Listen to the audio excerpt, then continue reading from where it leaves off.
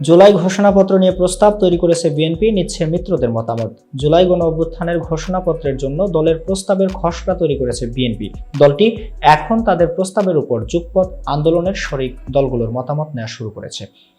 BNP মিত্র দলগুলোর সঙ্গে ঐকমত্যের ভিত্তিতে প্রস্তাব চূড়ান্ত করে তা সরকারকে দেবে বলে দলটির একাধিক নেতা জানিয়েছেন। যদিও এ ধরনের ঘোষণাপত্রের প্রয়োজনীয়তা ও এর আইনগত দিক নিয়ে প্রশ্ন রয়েছে বিএনপির, কিন্তু দলটির জ্যেষ্ঠ একাধিক নেতা গণমাধ্যমকে বলেন, গণঅভ্যুত্থানের পক্ষের শক্তির ঐক্য ধরে রাখার বিষয় বিবেচনা নিয়ে তারা ঘোষণাপত্রের জন্য প্রস্তাব দিচ্ছেন। বিএনপি তাদের প্রস্তাবে 16টি দফা তুলে ধরেছে, তবে বৈষম্য বিরোধী ছাত্র আন্দোলন ও জাতীয় নাগরিক কমিটির তৈরি করা ঘোষণাপত্রের যে খসড়া পত্রপত্রিকায় প্রকাশ হয়েছে, এর সঙ্গে বিএনপির প্রস্তাবের পার্থক্য থাকছে। এতক্ষণ বার্তা বৈঠকের সাথে থাকার জন্য ধন্যবাদ। নতুন নতুন তথ্য ও সংবাদ পেতে বার্তা বৈঠকের ইউটিউব চ্যানেল এবং ফেসবুক পেজের সাথেই থাকুন।